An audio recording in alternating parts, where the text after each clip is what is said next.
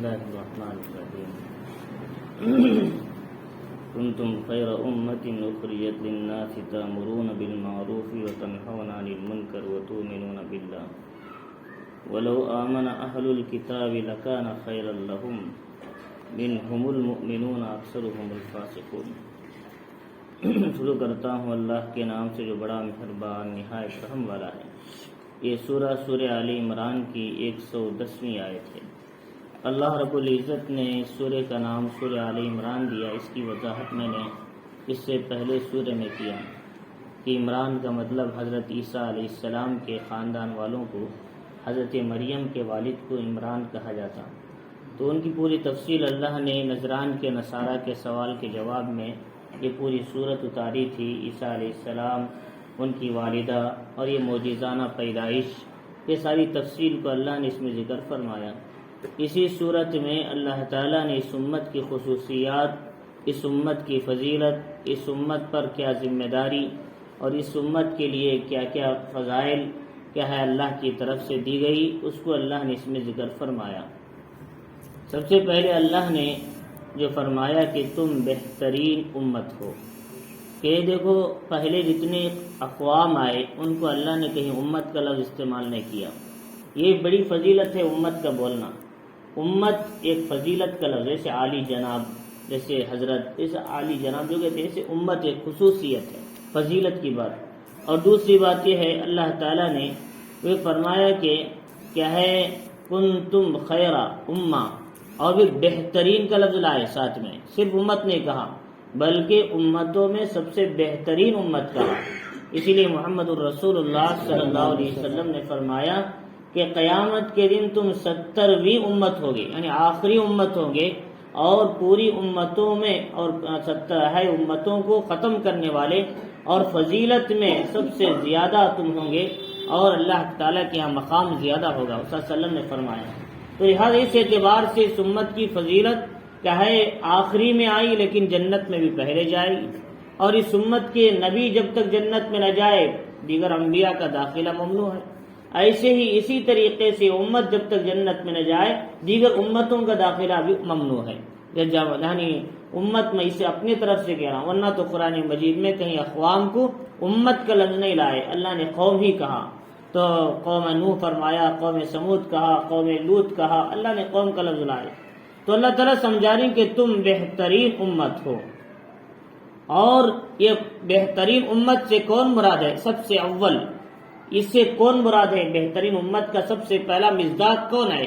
فرمایا حضرت ابن عباس رضی اللہ تعالیٰ عنہ نے، وہ صحابہ اکرام جنہوں نے دین کے خاطر مکے سے مدینے کی طرف ہجرت کیا، مال دولت سب کچھ چھوڑا، کیا ہے قربانی دی اللہ کے راستے میں، وہ لوگ اس کے سب سے پہلے مصداق ہیں جنہوں نے جنگوں میں قربانیاں دی. بدر میں، احد میں، حنین میں، موتا میں، خیبر میں، کسی خندق میں، سردی کے زمانے میں، ہر مشکل میں جنہوں نے حضور کا ساتھ دیا، ہجرت کے عمل میں ساتھ دیا، وہ لوگ سب سے پہلے اس کے مصداق ہیں. اسی لیے تو عمر رضی اللہ عنہ فرماتی یہاں انتم نے کہا بلکہ سارے لوگ، بلکہ اللہ نے کنتم کہہ کر حضرات صحابہ کو پہلے خاص کیا. اللہ نے کنتم کہہ کر حضرات صحابہ کو پہلے خاص کیا. ہاں جو لوگ ان کے رستے پر چلیں گے وہ بھی اس فضیلت کو پالیں گے. اب فرمایا جو آدمی اس فضیلت کو چاہ کر خوش ہونا چاہتا ہے، حضرت عمر رضی اللہ عنہ فرماتی اللہ نے اس خیر امت پر جو شرطیں رکھی ہیں ان شرطوں کو پورا کرے گا تو یہ فضیلت اسے مل جائے گی. تو لہٰذا اس لیے اس کے اولین مصداق کون ہیں؟ حضرات صحابہ اکرام رضوان اللہ تعالی علیہم اجمعین ہیں. اسی لیے قرآن حدیث شریف میں رسول اللہ صلی اللہ علیہ وسلم نے فرمایا خیر القرون قرنی، سب سے بہترین زمانہ میرا ہے. گویا کہ حضور صلی اللہ علیہ وسلم نے سمجھایا کہ بہترین زمانہ میرا اور صحابہ کا زمانہ ہے، یہ سمجھانا چاہ رہے. اور جو افضل جو امت ہے وہی اس کی مصداق ہے سب سے پہلے. اور حضرات صحابہ کی فضیلت کے مقابلے میں ہماری فضیلت کیا ہے؟ بالکل دھول کی طرح ہے، کوئی حیثیت نہیں رکھتی. حدیث شریف میں آتا ہے محمد الرسول اللہ صلی اللہ علیہ وسلم نے فرمایا تم میں سے کوئی احد پہاڑ کے برابر سونا خرچ کرے گا لیکن میرے صحابہ 1 سیر یا 1.5 سیر اللہ کے راستے میں خرچ کریں گے تو تم میں سے کوئی کیا ہے حضرات صحابہ کے مقام کو پہنچ ہی نہیں سکتا. تو لہذا اتنا بڑا مقام ہے صحابہ کا. تو لہذا اس لیے فرمایا کہ اس کے اولین مصداق کونی حضرات صحابہ کرام رضوان اللہ تعالی علیہم اجمعین ہیں، کنتم خیر امہ، تم بہترین امت ہو، اور اس کے بعد جو آپ کے طریقے پر چلیں گے سب کیا ہے آپ کی فضیلت میں حاصل ہوں گے۔ اس لیے حدیث شریف میں ابن مسعود رضی اللہ تعالیٰ عنہ فرماتے ہیں کہ دیکھو کہ تم میں سے جس کسی کو بھی کسی کا رستہ اختیار کرنا ہے، فرمایا وہ ان لوگوں کا رستہ اختیار کرو جو دنیا سے چلے گئے۔ کون ہے؟ خدمات حضرات صحابہ کرام۔ اکثر مفسرین محدثین کا اس پر اتفاق ہے، ہم اصحاب رسول اللہ صلی اللہ علیہ وسلم، خدمات وہ اصحاب رسول صلی اللہ علیہ وسلم ہیں۔ اور ابن رسول فرماتے ہیں فَإِنَّ الْحَيَّ لَا تُؤْمَنُ عَلَيْهِ الْفِتْنَةُ، اس لیے کہ جو زندہ ہے وہ موت اور کیا ہے اعمال کی آزمائش کے فتنے سے محفوظ نہیں ہے، ایمان کی آزمائش کے فتنے سے محفوظ نہیں، بلکہ اسے کبھی بھی فتنہ آ سکتا ہے، کبھی بھی اس کا ایمان خطرے میں پڑ سکتا ہے۔ صحابہ اپنے ایمان کے بارے میں ڈرتے تھے، ہمارا اور شما کا ایمان کا کیا حال ہوگا؟ تو فرمایا اس لیے جو زندہ نہیں ان کے ایمان کا بھی اعتبار نہیں، کب؟ کلمے پر موت آنے کے بعد وہ بھی ان کے اعتبار ہوگا۔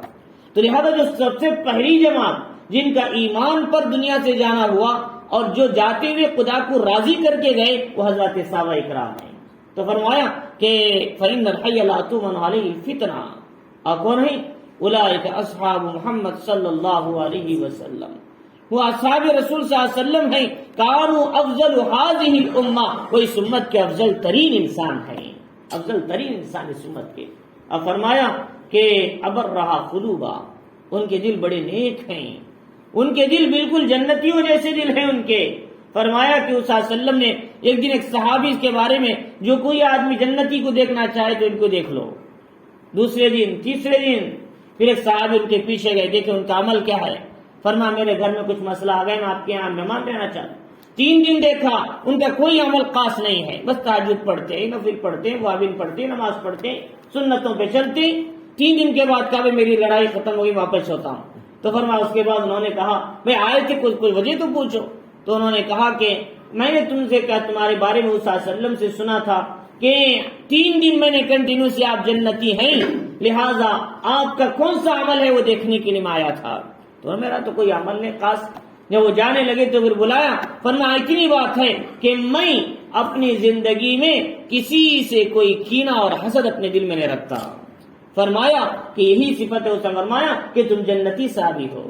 تو لہذا جنتیوں کی صفات یہ ہے، نیچے درجے والے اوپر درجے والے پر کبھی حسد نہیں کرے گا جنت میں۔ جنتیوں کی صفات ہی کوئی حسد ہی نہیں ہے، اور حسد وہ گناہ ہے آسمانوں میں پہلے ہوا، زمین میں بھی پہلے ہوا، کہ اللہ کے نبی علیہ الصلوۃ والسلام نے فرمایا اول ذنب اذنب فی السماء الحسد، سب سے پہلا گناہ آسمانوں پہ وہ حسد ہے۔ شیطان نے آدم علیہ السلام پہ حسد کیا، اور زمین پر جو سب سے پہلا گناہ ہوا وہ بھی حسد۔ قابیل نے اپنے بھائی حابیل پر حسد کر دیا، قتل کر دیا۔ تو لہذا حسد کا گناہ یہ انسانوں کا دنیا کا ماحول کے لحاظ سے ہے، جنت میں حسد کوئی چیز نہیں ہے، کین حسد نہیں۔ وہ صفات حضرات صحابہ کے اندر تھی، وہ دل حضرات صحابہ کے اندر تھے۔ ابر رہا قلوبا، ان کے دل بڑے نیک اور پاکیزہ مطہر تھے۔ اور دوسری بات یہ ہے کہ فرمایا کہ ان کی صفت یہ ہے اعمقھا علما، ان کا علم بڑا گہرا ہے، ان کے علم کا کوئی اندازہ نہیں لگا سکتا، ان کی سوچ، ان کی فکر۔ ابو بکر صدیق رضی اللہ تعالیٰ عنہ جب اذا جاء نصر اللہ والفتح سورت اتری تو فرمایا کہ آپ کی آنکھوں سے آنسو آ گئے۔ لوگوں نے کہا کیوں رو رہے ہیں؟ فرمایا کیا تم نہیں دیکھتے اس سورے کے اندر حضور صلی اللہ علیہ وسلم کے جانے کا ذکر ہے، دنیا سے پردہ فرمانے کا؟ تو اس کا علم اللہ نے کیسے دیا تھا صحابہ کو؟ فرمایا کہ آیت کا ترجمہ اور مطلب حضور صلی اللہ علیہ وسلم سے معلوم کر کے اس کے معانی اور اس کے مطالب امت کے سامنے پیش کیا۔ لہذا ہمارے پاس جتنی قرآن کی تفسیریں حضور صلی اللہ علیہ وسلم نے مختصر بتائی، لیکن جتنی تفسیریں ہیں وہ حضرات صحابہ نے بتائی، اس کے توجیحات بتائے، اس کے علوم اور اس کے اندر کے گرامر، اس کے مسائل بتائے، اس کے الفاظ بتائے، اس سے کیا معنی نکلیں گے بتائے۔ یہ سارا علم حضرات صحابہ سے ملا تھا۔ فرمایا اعمقھا علما، وہ علم سے بڑے گہرے تھے علم کے اعتبار سے۔ اور تیسری بات بتائی کہ فرمایا کہ وہ اقلھا تکلفا، فرماتے کہ ان کا کیا ہے تکلف، یعنی ان کے اندر کیا ہے تکلفات کم تھے، یعنی لباس اچھا پہننا اور کیا ہے اچھی گاڑی رہنا اچھی سواری رہنا، اور کیا ہے بٹن اچھے لگانا، کیا ہے اچھے اچھے کپڑے پہننا، سادے سے کپڑے تھے ان کے، بالکل دیکھنے میں ایسے معلوم ہوتے دیہات کے لوگ ہیں، لیکن علم میں عمل میں ان کے برابر کا کوئی دنیا میں نہیں تھا حضور کے بعد. اتنا اللہ تعالیٰ نے تکلفات سادے. اسی لیے جب کسرا روم کو یعنی فارس کو فتح کرنے کے لیے صحابہ اکرام کی جماعت گئی تو صحابی جا رہے، ان کے ہاتھ میں تلوار ہے، اس کا دستہ ٹوٹا ہوا ہے اور رسی سے بندھا ہوا ہے.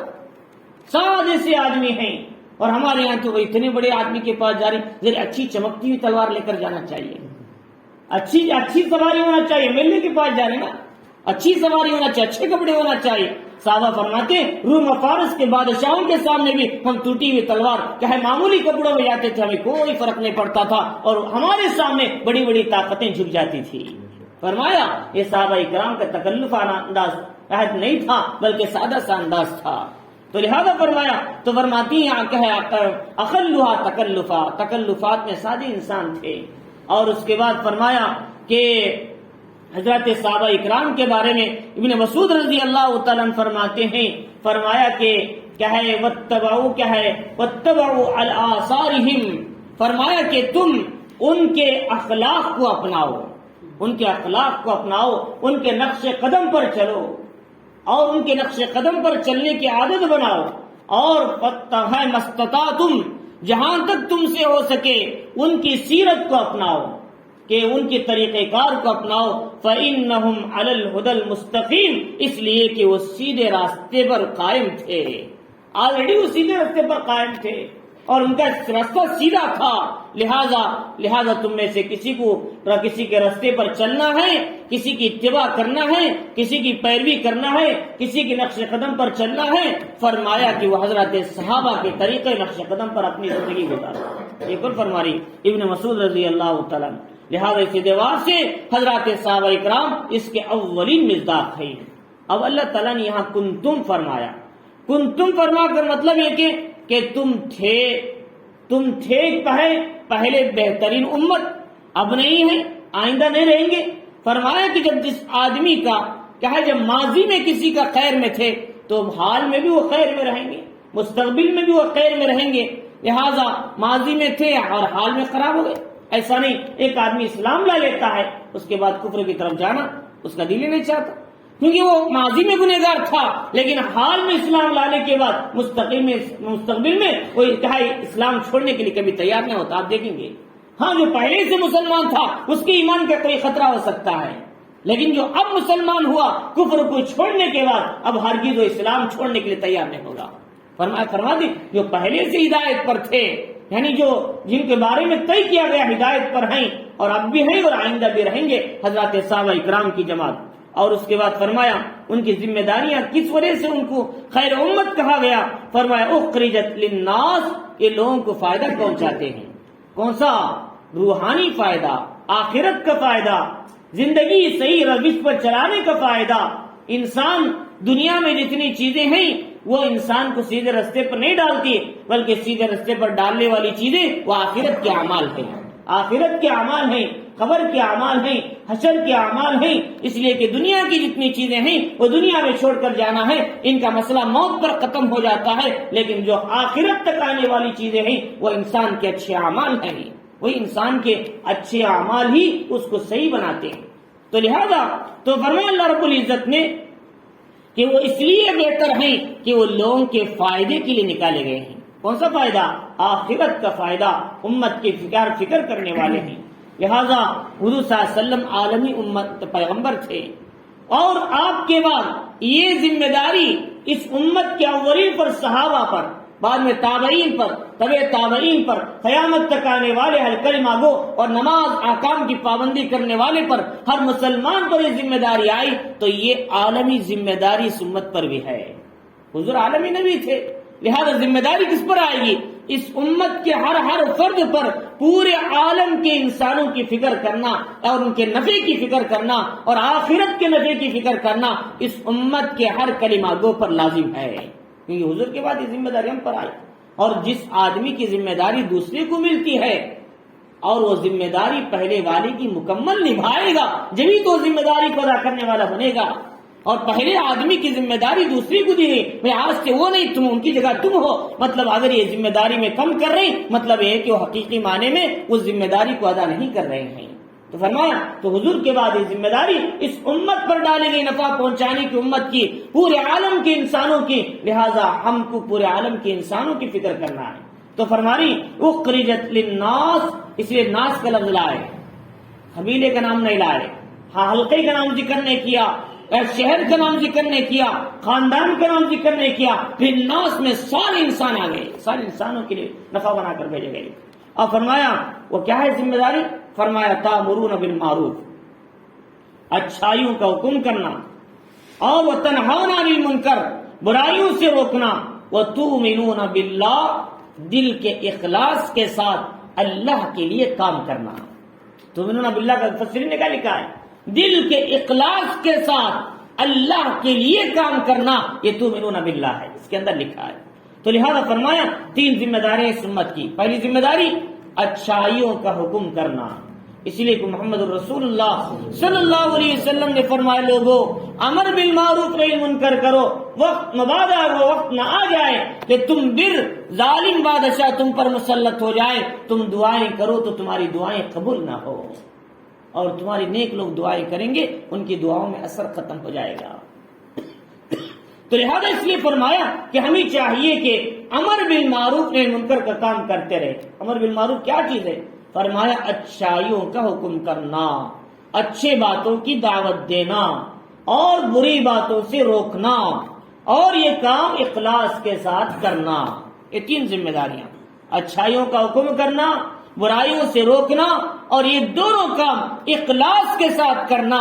اللہ تعالیٰ اس سے جو 3 ذمہ داریوں کو ادا کرتے ہیں وہ اپنے منصب پر برقرار رہتے ہیں. اور جو آدمی ذمہ داری ادا نہیں کرتا اسے کہیں گے بھائی تم کام نہیں کر سکتے، چھوڑ دو نوکری، تم اس قابل نہیں ہو، تم خیر امت کہلانے کے قابل نہیں ہو. خیر امت جب بنیں گے جب دوسروں کو دین کی دعوت دیں گے، دوسروں کا اچھائیوں کا حکم کریں گے، اور جب تم اپنی ذمہ داری کو کما حق نبھاؤ گے. اگر نہیں نبھاؤ گے تو پھر اس فہرست سے، اس جماعت سے تم نکل جاؤ گے جو خیر امت کہلائے گی. تو لہذا اس لیے فرمایا کہ ہماری ذمہ داری ہے ہم ہے دوسروں کو نیکی کا حکم کریں. اسی کو محمد الرسول اللہ صلی اللہ علیہ وسلم نے فرمایا من رآ منکم منکرا فلیغیرہ بیدی. اور اب دین کی بات بتانے کی تو کیا ہے مختلف درجات ہیں. کوئی آدمی سے نماز کی دعوت دے سکتے ہیں تو ان کو وہاں تک کی ذمہ داری. کوئی آدمی نماز کے ساتھ ساتھ کیا ہے اور بھی آگے علم ہے تو اور دیگر باتوں کی بھی دعوت دے سکتے ہیں ان کو، اور کیا ہے قرآن و حدیث سے ان کے حساب سے ان کی ذمہ داری ہوتی ہے. کوئی آدمی اس سے آگے ہیں، عالم علماء اور مفتی حضرات ہیں، ان کے لیے ان کے حساب سے دعوت کی ذمہ داری. ایسا نہیں کہ باہر نکلتے ہیں ہر آدمی فتوے بولنے لگے، یہ وہ ذمہ داری ان کی نہیں ہے. ان کی ذمہ داری نماز کی، اعمال کی دعوت دینی. اب ان کے اوپر جو ہے وہ ان کی ذمہ داری اس سے آگے سمجھائے، اور اس سے آگے جو ان کی ذمہ داری اور آگے. ہر آدمی کو اپنی حیثیت سے دعوت دینا یہ ضروری ہے اس صفت میں داخل ہونے کے لیے، ہم اپنی حیثیت سے. اور فرمایا اس کے لیے سب سے پہلی ذمہ داری فرمایا کہ اب تو امر بالمعروف تو سب کرتے، نماز کی دعوت دیتے ہیں، کوئی نماز کے ساتھ 6 صفات کی دعوت دے، اللہ کے راستے میں جانے کی دعوت، اس کے علاوہ اعمال خیر کی دعوت. اب ایک مسئلہ ہے، اب برائی سے روکنے کا مسئلہ ہے. نماز کی دعوت سب دے سکتے ہیں، اچھے اعمال کی دعوت سب دے سکتے ہیں، لیکن برائیوں سے روکنے کا جو مسئلہ آتا ہے، برائی سے روکنے کے لیے علم شرعی کا ہونا بہت ضروری ہے.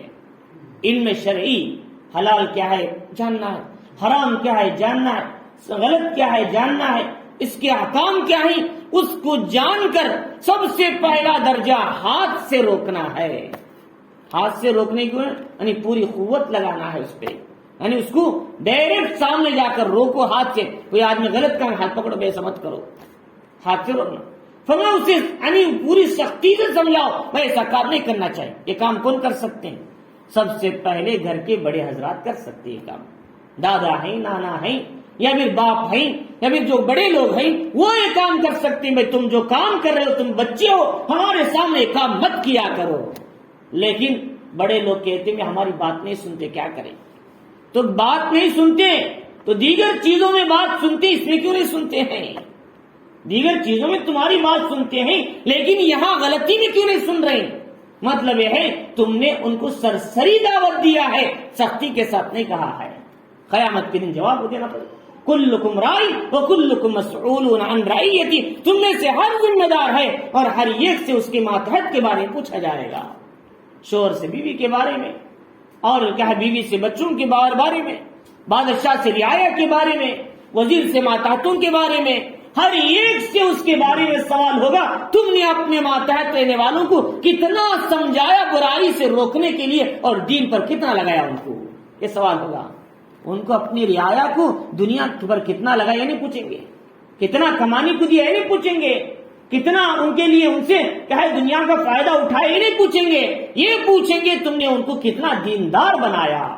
قوا انفسکم واہلیکم نارا، اپنے کو بھی بچاؤ اپنے گھر والوں کو بھی دیکھا ہے جہنم کی آگ سے بچاؤ. مطلب ہے کہ ان کو دین دو گے تو جہنم سے بچ جائیں گے. اس کا مطلب کیا ہے؟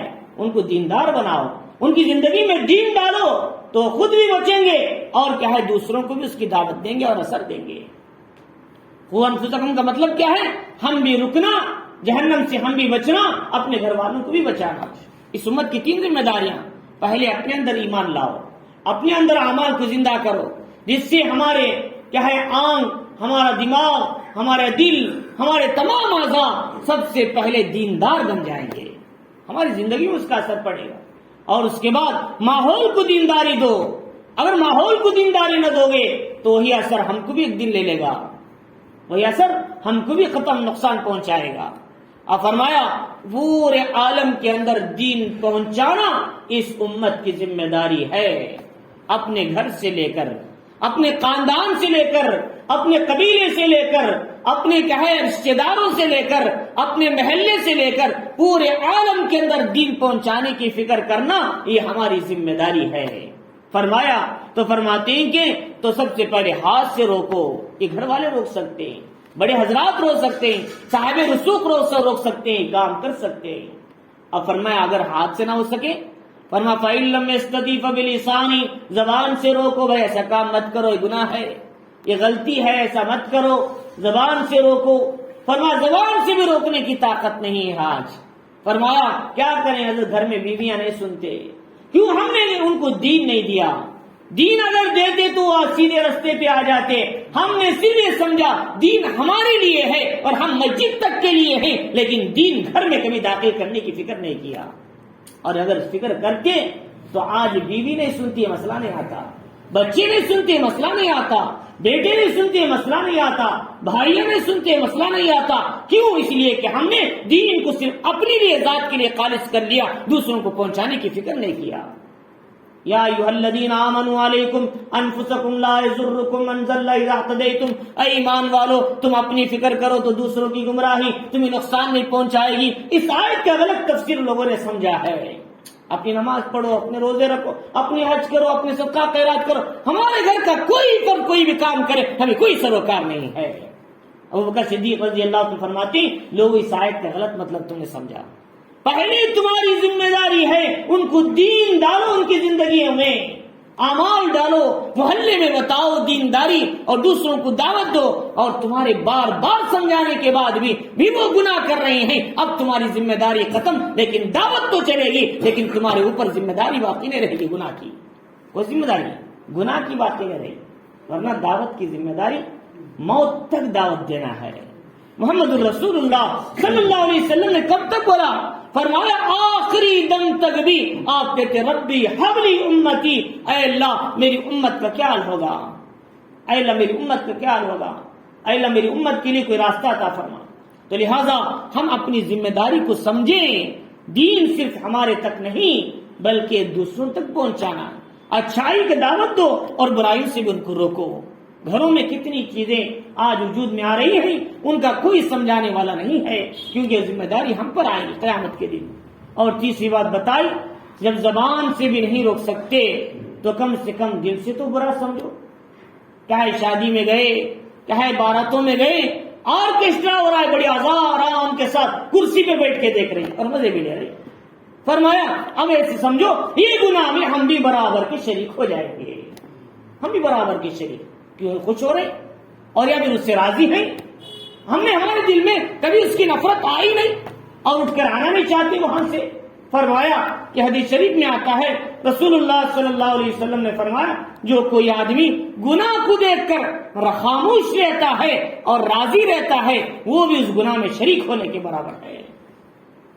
ایک آدمی گناہ کو دیکھ کر پریشان ہوتا ہے، بھئی مجلس سے کیسے نکلوں، اتنی گناہ ہو رہی ہیں، اتنی نافرمانیاں ہو رہی، کس طرح راستہ بناؤ اس سے نکلنے کا، دل میں افسوس ہے، چہرے پہ بل ہے۔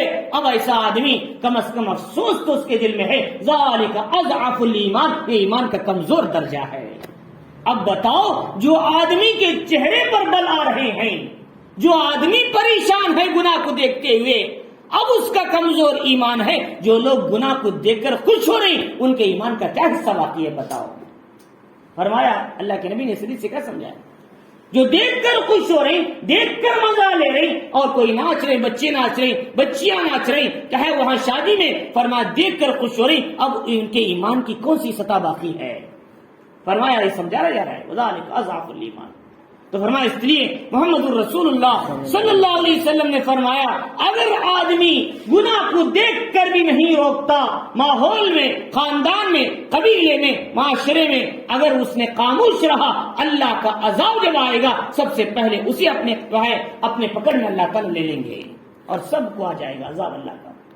وَاتَّقُوا فِتْنَةَ لَا تُصِيبَنَّ الَّذِينَ ظَلَمُوا مِنكُمْ خَاصَّةً، اللہ نے قرآن میں فرمایا۔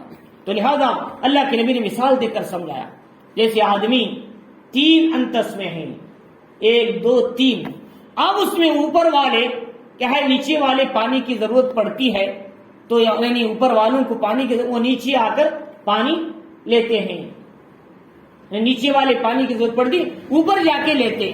اب یہ لوگ سوچیں بار بار ہم پانی لینے کے لیے اوپر کیوں جانا ہے، ان کو کیوں تکلیف دینا ہے؟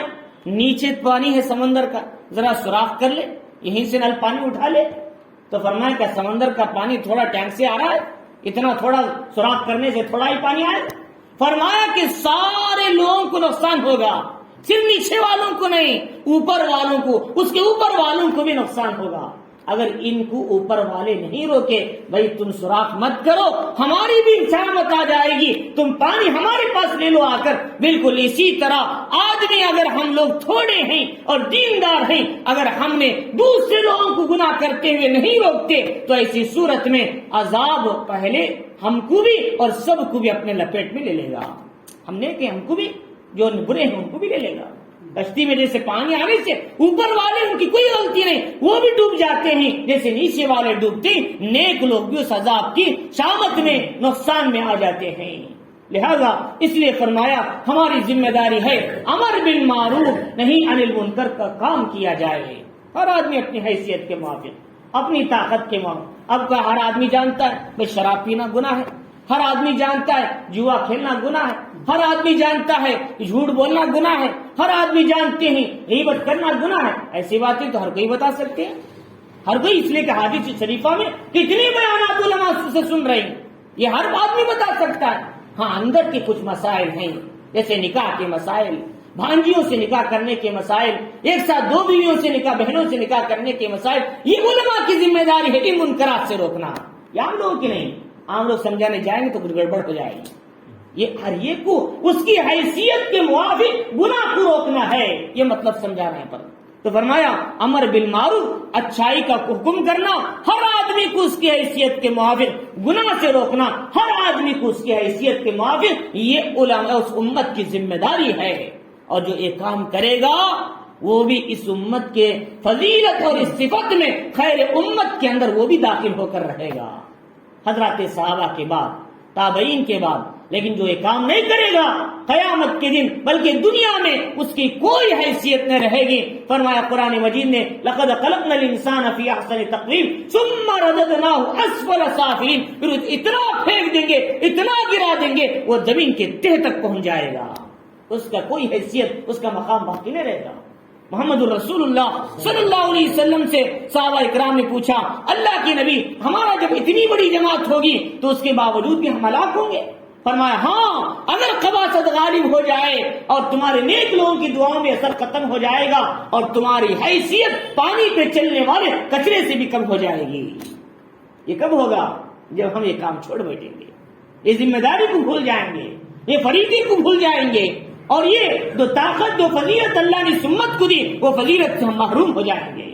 تو لہذا اس لیے فرمایا کہ ہم یہ کام کو ضرور کیا کریں اپنی حیثیت کے موافق, اور لیکن اخلاص کے ساتھ کام کریں. ذرا سا کام کرنا بھی ہے, اخلاص آدمی کو بلندی تک پہنچاتا ہے.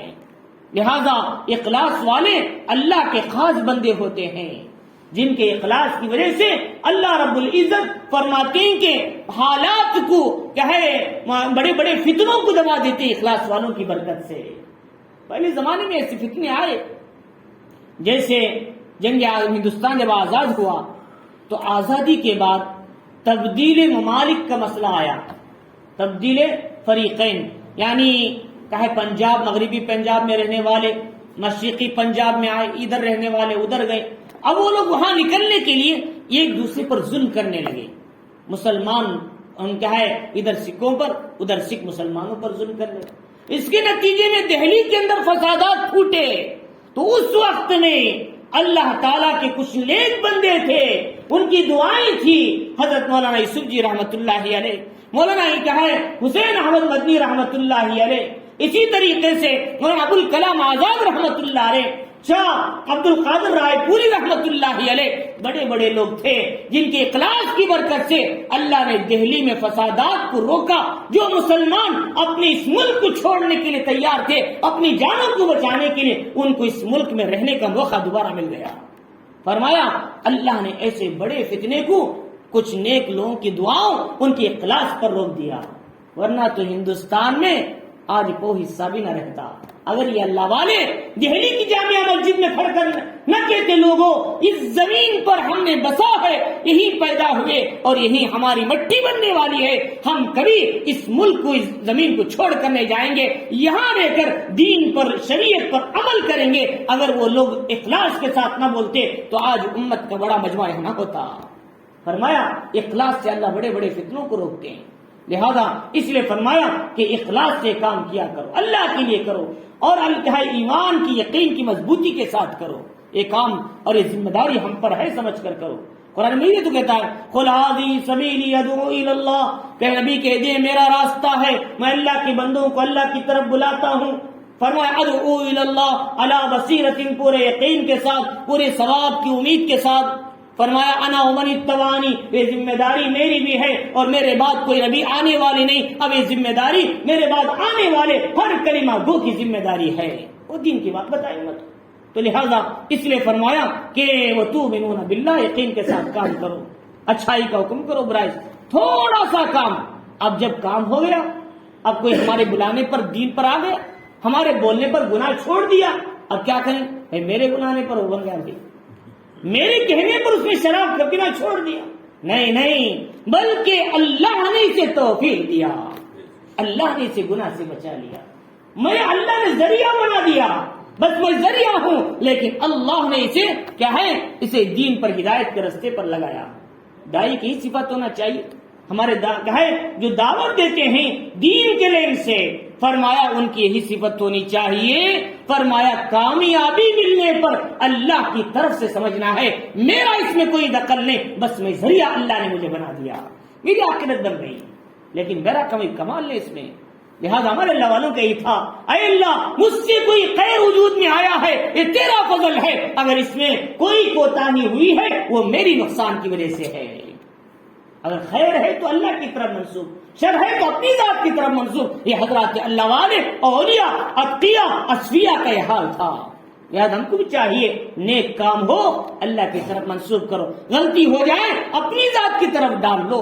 یوسف علیہ نبینا علیہ السلام نے کیا کہا, میرے بھائیوں کے درمیان شیطان نے غلطی ڈال دیا, لیکن اللہ نے مجھ پر احسان کیا. یہ نہیں بولے اللہ نے اتنا بڑا آزمائش میں ڈالا, وہاں 12 سال رہا, وہاں 9 سال رہا, وہاں مصیبتیں اٹھا, یہ نہیں کہا, اللہ نے مجھ پر احسان کیا, اور میرے بھائی میرے درمیان شیطان نے اور کیا ہے ہمارے نفس نے ہم کو دھوکے میں ڈال دیا تھا, ورنہ اللہ کا اس میں کوئی دخل نہیں. اللہ تو خیر اور کیا ہے, اللہ تو کیا ہے صفات کے, خیر کے صفات کو ہمارے درمیان پیدا کرتے ہیں. تو اللہ رب العزت فرمائے کہ لہذا اب کام یہ ہے کہ ہماری ذمہ داری ہے کہ ہم بلانے پر کوئی آدمی آ جائے تو سمجھو اللہ نے اسے توفیق عطا فرمایا. اور اس کے بعد یہ بتایا کہ اب یہ کام جو ذمہ داری کا ہے، اب یہ جو بولنا ہے، یہ ایسے ہی آسانی سے نہیں ہوتا، بلکہ جب بھی کوئی آدمی دین کی بات بتاتے ہیں تو لوگ کہتے ہیں بھائی ہمیں دیکھیں بہت سنے، جاؤ بھائی قبر کے بارے میں سنے، ارشد کے بارے میں، تمہارا کیا وقت نہیں، اس لیے جا کر نماز پڑھ لیتے، تم جاؤ۔ اس طریقے کی باتیں کرنے والے بھی رہتے، بولنے والے بھی رہتے۔ ہم الٹا جواب نہیں دینا، یہ پیغمبروں کی سنت کے خلاف ہے، اور اس کام کی ذمہ داری کو اٹھانے والا ہے، یعنی جو اچھائی کا حکم کرنا، برائی سے روکنا۔ مومن بندہ یہ کام جب کرے گا یہ باتیں بھی پیش آئیں گی، لیکن صبر کرنا ہے۔ قرآن تو کہتا ہے الا الذین آمنوا، سارے لوگ خسارے میں ہیں، والعصر ان الانسان لفی خسر الا الذین آمنوا، مگر وہ لوگ ایمان لائے، نیک عمل کرے، یہ لوگ خسارے میں نہیں۔ وتواصوا بالحق، پھر وہ جو عمل کرتے ہیں، جو ایمان لاتے ہیں، اس کو دوسروں کو دعوت دیتے ہیں، جب دعوت دیتے ہیں یقیناً مصیبتیں آتے ہیں۔ وتواصوا بالصبر، آپس میں صبر کا تلقین آپس میں ایک دوسرے کو دیا کرتے ہیں، گالیاں نہیں دیتے، برابر ہم ان کے منہ خلاف نہیں ہوتے۔ وَإِذَا خَاطَبَهُمُ الْجَاهِلُونَ قَالُوا سَلَامًا، قرآن کہتا ہے کوئی آدمی جہالت پر اتر آئے تم اس کا جواب مت دو، خاموش رہو، تم سے ہو سکے تو دین کی بات بتاؤ ورنہ خاموش رہو، لیکن الجھنا نہیں، الجھیں گے تو پھر دین پر کیسے آئیں گے۔ اور ہمارے یہاں ذمہ داری ایک بات سمجھنا ہے کہ دیکھو ہم ہر فرد کو قریب کرنے کی کوشش کرنا، یہ نہیں سوچنا بھائی یہ مکتب فکر والے الگ ہیں، بھائی یہ مکتب فکر والے الگ ہیں، ان کو دیکھ کر ہم یوں منہ پھیر لیا، ان کو دیکھ کر ہم یوں منہ پھیر لیا، انہوں نے ہم کو دیکھ کر ان کو پھیر لیا، یہ نہیں۔ محمد الرسول اللہ صلی اللہ علیہ وسلم نے دشمن کو بھی دعوت دیا اور فرمایا کہ دیکھو منہ نہیں پھیرا، گنہگار کو بھی دعوت دیا، اور کیا ہے فاسق اور فاجر کو بھی دعوت دیا، کہ آپ کا اسلام کے خلاف سازشیں کرنے والوں کی بھی دعوت دیا۔ حضور صلی اللہ علیہ وسلم نے کبھی کسی گنہگار سے نفرت نہیں کیا، یہ نبی کی صفت تھی، لہذا انہیں سنے بڑے شرابی ہیں، ان کو کیا دعوت دے، چلو بے ان سے الگ ہو جائیں۔ اگر ایسا ہوتا محمد الرسول اللہ صلی اللہ علیہ وسلم کے بازو 1,40,000 صحابہ کا مجمع نہ ہوتا حجۃ الوداع میں۔ وَلَوْ كُنْتَ فَظًّا غَلِيظَ الْقَلْبِ لَانفَضُّوا مِنْ حَوْلِكَ، آپ تو شروع ہوتے، سخت دل ہوتے تو آپ کے بازو اتنے بڑے صحابہ کا مجمع نہ بیٹھتا۔ قرآن کہتا ہے آپ ہر ایک کے ساتھ نرمی کا معاملہ، گنہگار کو گنہگار نہیں سمجھتے تھے بلکہ اپنا بھائی سمجھتے تھے۔ جب جا کر بڑا مجمع دین کے اندر داخل ہوا، ہم کو حکم دیا گنہگار سے نفرت مت کرو بلکہ اس کے گناہ سے نفرت کرو۔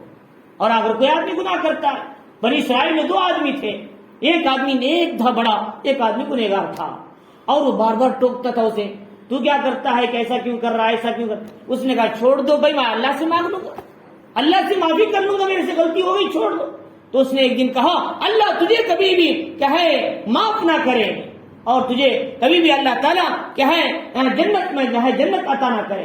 تو اس نے ایسا ہوا، ایک دن ایسا ہوا کہ اللہ رب العزت نے اسے تو توبہ کی توفیق دیا، وہ جنتی بن گیا، لیکن جس نے اسے تانا دیا تھا وہ اسلام اور دین سے اور احکام سے ہی فارغ ہو گیا، اور کیا ہے دنیا سے ہی وہ ناکام چلے گیا۔ فرما اس لیے کسی کو آر نہیں دلانا، شرمندہ نہیں کرنا۔ محدثین نے لکھا ہے، علماء نے لکھا ہے، حضور صلی اللہ علیہ وسلم پیاس کی بدبو سے نفرت کرتے تھے لیکن پیاز سے نفرت نہیں کرتے تھے۔ کیا بھی پیاز سے نفرت کریں گے ہماری بریانی اچھی نہیں بنے گی، بریانی میں مزہ پیاز سے تو آتا ہے، ہم کو پیاز سے نفرت نہیں، کچی پیاز، پیاز کی جو بدبو ہے اس سے نفرت ہے۔ حضور صلی اللہ علیہ وسلم کو جب پیاز پیش کیا گیا اللہ کے نبی نے کھائے، صحابہ نے پوچھا کیا اللہ کے نبی یہ حرام ہے، یہ ناجائز؟ نہیں، میرے پاس فرشتے آتے ہیں، میں اس کی بدبو سے نفرت کرتا ہوں، پیاز سے نفرت نہیں کرتا۔ ایسے گنہگار کے گناہ سے نفرت ہو لیکن اس کی ذات سے نفرت نہ ہو۔ یہ اولین ذمہ داری ہے، جو اچھائی کا حکم کریں گے وہ برائی سے روکیں گے، ان کی ذمہ داری ہے ہر گنہگار کے قریب پہنچ کر اپنا بھائی سمجھ کر دین کی دعوت دیا کریں، جب جا کر دین پوری امت میں عام ہوگا، ورنہ ادھر یہ منہ پھیرے ادھر منہ پھیرے تو دعوت عام نہیں ہوگی، امت کے اندر دین نہیں پھیلے گا۔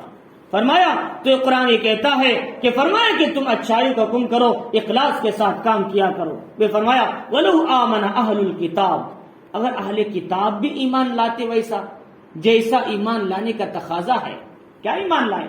اللہ کی کتابوں پر، تمام کتابوں پر، حضرت عیسیٰ کی انجیل پر بھی، حضرت موسیٰ کی تورات پر بھی، حضرت داؤد کے زبور پر بھی، صحف نوح پر بھی، صحف ادریس پر بھی، صحف ابراہیم پر بھی، صحف موسیٰ علیہ السلام پر بھی، سب پر ایمان لانا ہے، یہ حقیقی ایمان کہلاتا ہے۔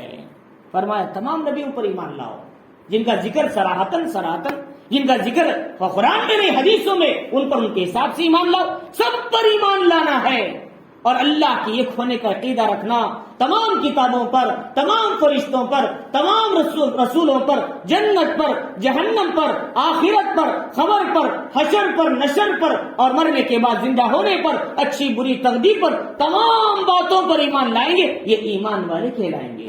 ورنہ ایسا نہیں کہ پچھلے نبیوں پر ایمان لا لیا، کسی امت میں صرف اس نبی پر ایمان نہیں لائے، یہ امت کا کوئی فرد ہے پچھلی نبیوں کو نہیں مانتا، صرف نبی کو مانتا ہے، فرمایا وہ مومن کامل نہیں کہلاتا۔ اسی وجہ سے قرآن کیا کہتا ہے کہ اہل کتاب ایمان والے نہیں تھے، کیا وہ اللہ کو نہیں مانتے تھے، کہ یہود نہیں مانتے تھے اللہ کو، نصارہ نہیں مانتے تھے، ہاں اتنی بات ہے ان میں شرک غالب آ گیا تھا، ان میں دوسروں کو بھی خدا سمجھنے بیٹھے تھے، لیکن اللہ کو تو مانتے تھے، لیکن ان کا حال یہ تھا اپنے نبی کو تو مانتے تھے لیکن محمد الرسول اللہ صلی اللہ علیہ وسلم کو نہیں مانتے تھے، تو پھر ان کا ایمان کامل کیسے ہوا؟ اور ان کا ایمان نہ لانے کے برابر کہلایا۔ قرآن کہتا ہے وَلَوْ آمَنَ أَهْلُ الْكِتَابِ، اگر اہل کتاب ایمان لاتے تو لَكَانَ خَيْرًا لَهُمْ، وہ بھی خیر امت میں شامل ہو جاتے، وہ بھی خیر امت میں آ جاتے، لیکن خیر امت سے وہ باہر ہے۔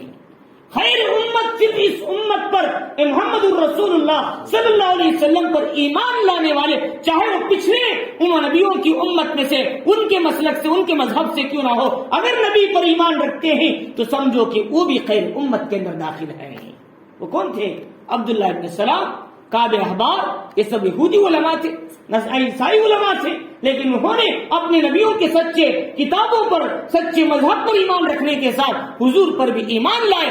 اللہ نے کہا ہاں ان میں سے کچھ لوگ ہیں وہ اس امت میں داخل ہیں، منہم المؤمنون، وہ کون ہیں؟ نیک مسلمان لوگ ہیں۔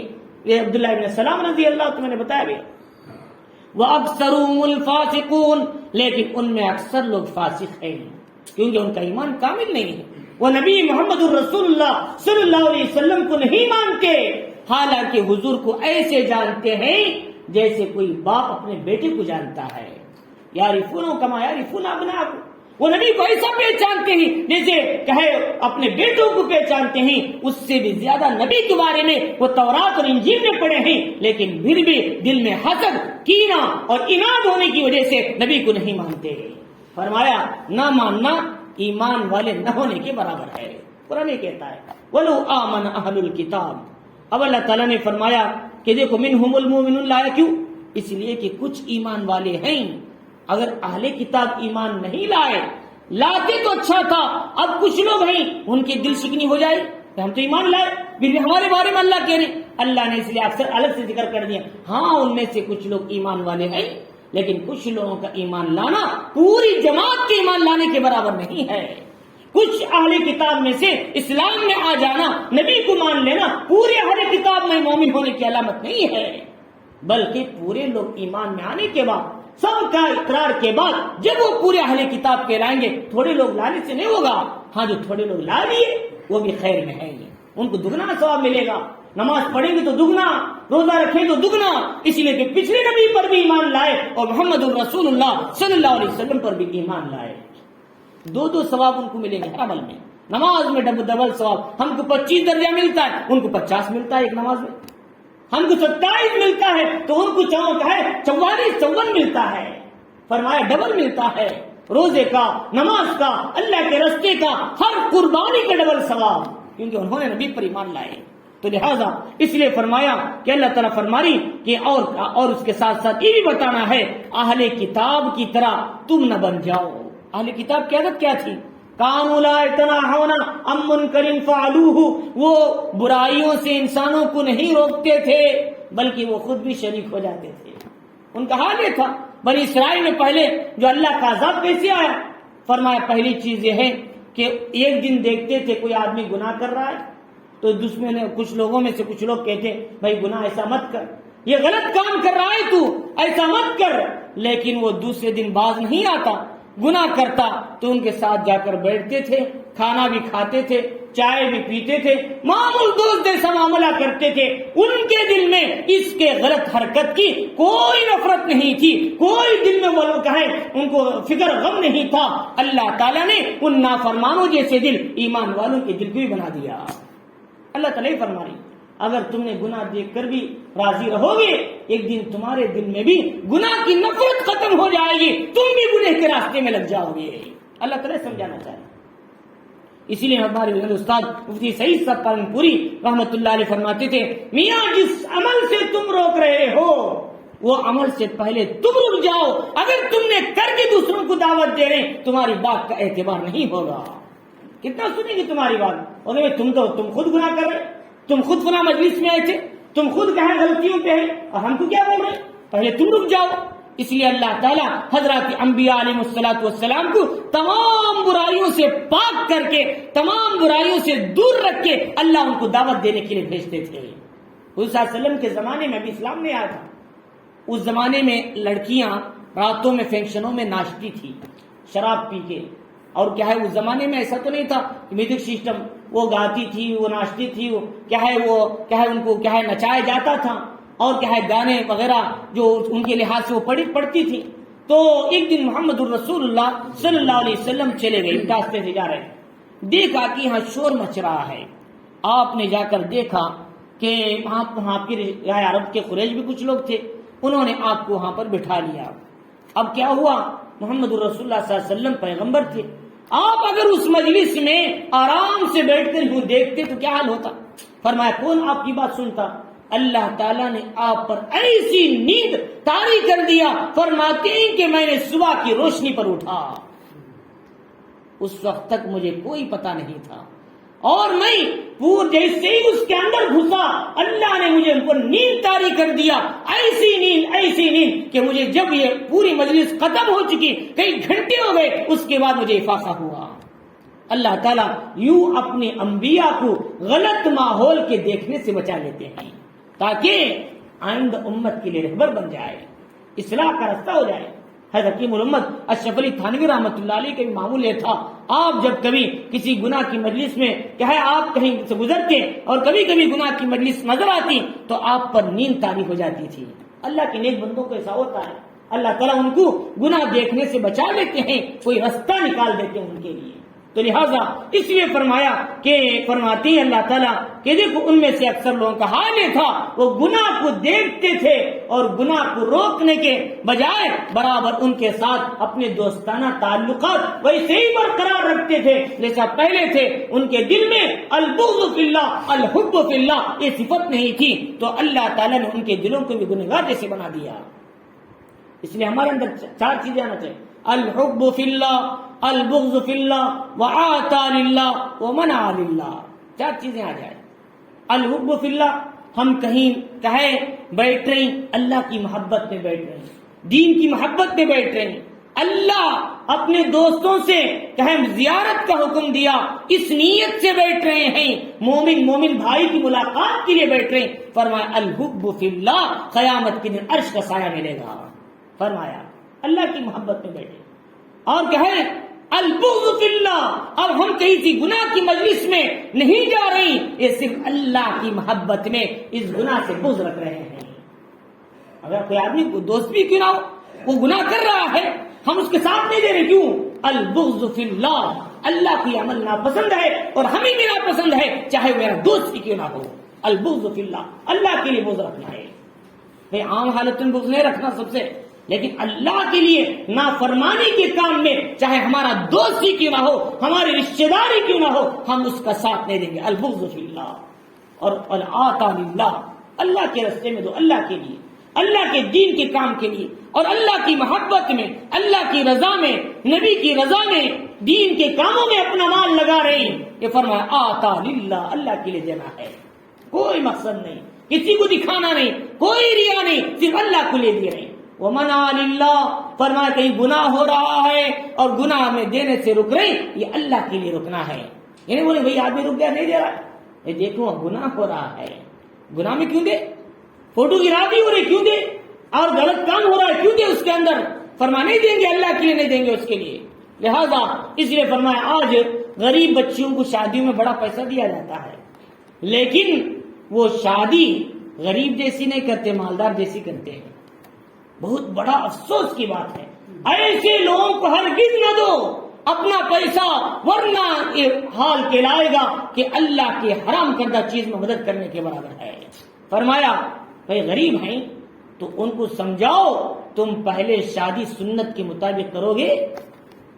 کیا تم شادی سنت کے مطابق کرو گے؟ فوٹوگرافی نہ ہوگی، گناہ میں ہوگا، غلط کام میں ہوگا، سادہ کھانا کھلائیں گے، اس میں غلط ہے، بہت سی غلط رواجات سے محفوظ رہیں گے، رسموں سے محفوظ رہیں گے. کیا اس کے لیے تم تیار ہو؟ ہماری ذمہ داری میں ہم نکاح کریں گے اور ہم ساتھ دیں گے، تو ایسے وقت میں عہد لے کر ان کو پیسے دیا کرو. ورنہ بھی ہم نے غریب لڑکی بول کر دے دیا، زکات دے دیا، فلاں دے دیا، فلاں دے دیا، قیامت کے دن اس کا بھی جواب دینا پڑے گا. فرمایا جواب دینا پڑے گا.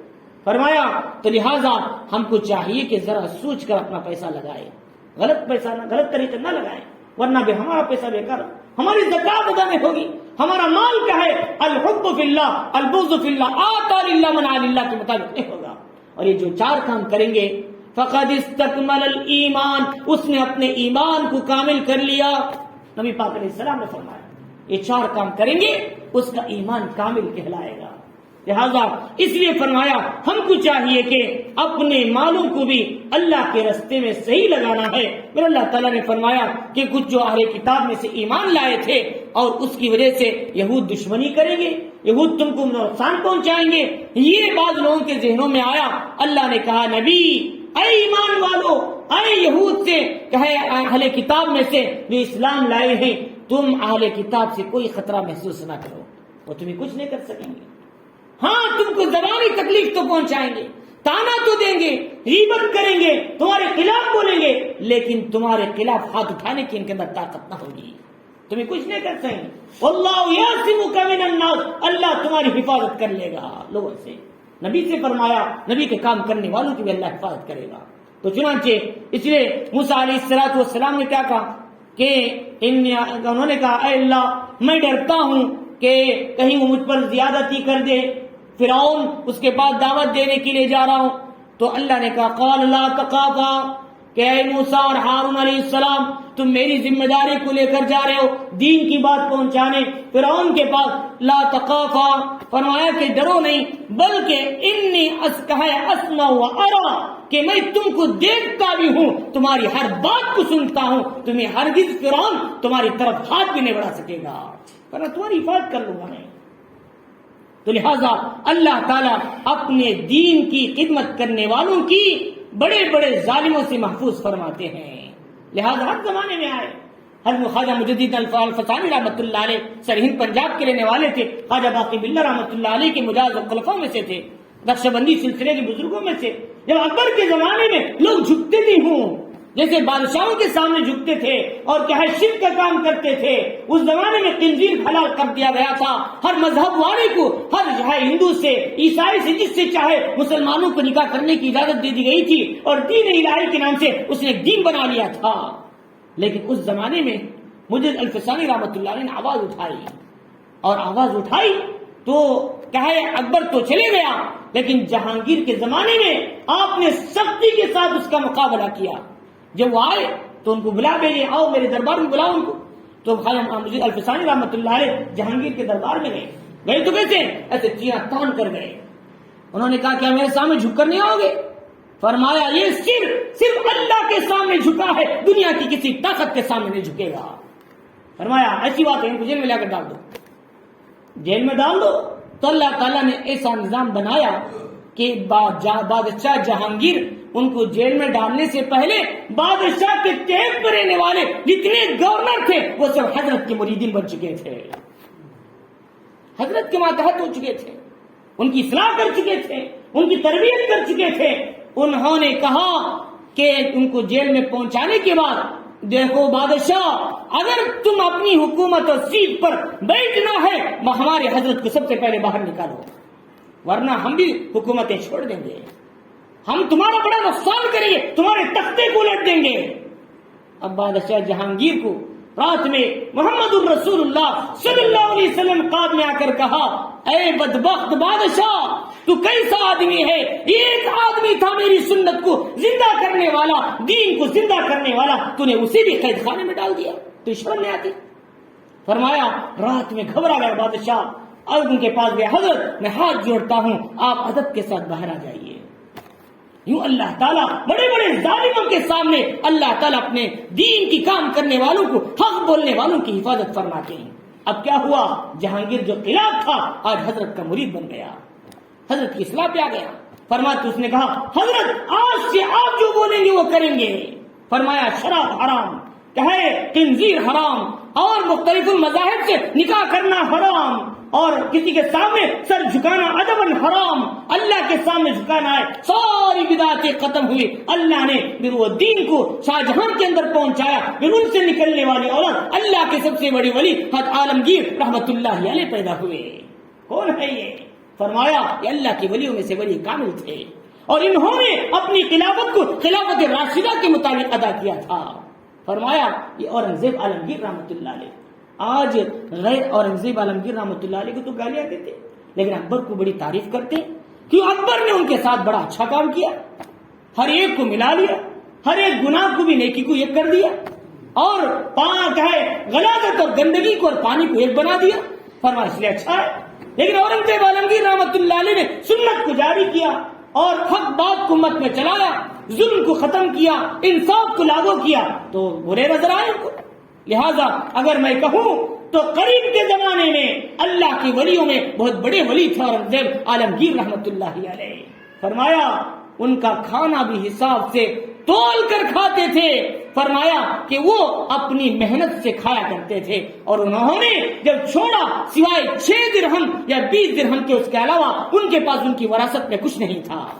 کتنے بڑے بادشاہ، 50 سال ہندوستان پہ حکومت کیا تھا، کتنا بڑا زمان لمبا علاقہ انہوں نے فتح کیا تھا۔ تو بتانا مقصد یہ ہے کہ اللہ والوں کی، حق کی دعوت دینے والوں کی اللہ ضرور مدد فرمائیں گے، بشرطے کہ ہم اللہ پر بھروسہ کر کے امت کو ہدایت کی طرف گامزن کرنے، ان کو دین حق سمجھانے کی فکر میں لگنا ہے، ہماری ذمہ داری ہے۔ لہذا لیکن ہر آدمی کو ان کی حیثیت کے موافق یہ سمجھایا گیا۔ لہذا ہاں اتنی بات ہے، فضائل خوب سناؤ۔ عام لوگوں سے کہا گیا تم فضائل خوب سناؤ تاکہ آدمی فضائل سے دین کی طرف آتا ہے۔ جنت کیا ہے؟ نامال پڑھنے پر یہ نماز ہے، اشراق پڑھنے پر یہ فضیلتیں، حج عمرہ کا ثواب، چاش پڑھو گے تو جنت میں ایک دروازہ ہے، قیامت کے دن بلائیں گے، کہاں ہے بھائی چاش پڑھنے والے اس دروازے سے جاؤ، وی آئی پی لوگوں کے لیے خاص دروازہ ہے۔ فرمایا تہجد پڑھنے والوں کو اللہ ہر اعتبار سے نیک لوگوں کے ساتھ اٹھائیں گے، بیماریوں سے دور کریں گے، گناہوں کو معاف کریں گے، گناہوں کی عادت ان سے چھڑائیں گے تہجد پڑھنے والوں۔ فرمایا یہ سارے فضائل سناؤ گے، فضائل سے آدمی کے دل میں شوق پیدا ہوتا ہے، اور شوق سے انسان دین کی طرف آنے کی کوشش کرتا ہے۔ لیکن مسائل یہ علماء کی ذمہ داری ہے، مسائل یہ علماء کی ذمہ داری ہے۔ ہمارے اللہ والے ہمیشہ کہتے ہیں دعوت و تبلیغ کی ذمہ داری ہمارے اسلاف بھی کہتے ہیں، فرمایا بھائی تمہارا کام صرف فضائل کو سنانا، اور علماء کا کام ہے مسائل کو سمجھانا، تم اس میں نہیں جانا چاہیے۔ ہاں اتنی بات ہے کہ ہاں نماز کے جو ضروری باتیں ہیں وہ دوسروں کو بتا سکتے کہ نماز کے فرائض اتنے، نماز کے شرائط اتنے، غسل کے فرائض یہ ہیں، یہ بتا سکتے ہیں آپس میں، وہ بھی جان کر سمجھ کر صحیح معلوم کر کے علماء سے خود سیکھ کر پھر دوسروں کو سمجھانا ہے۔ ایسا نہیں کہ آدھا سیکھے آدھا پہنچائے۔ فرمایا نیم ملا خطرے جائیں سے کہتے ہیں، فرمایا نیم ملا خطرے جائیں سے کہتے ہیں، آدمی آدھا سمجھے اور آدھا بتائے یہ انسان کے لیے نقصان دہ ہے۔ فرمایا پورا سیکھو، مکمل سیکھو نماز کو، پھر دوسروں تک پہنچانے کی فکر کرو۔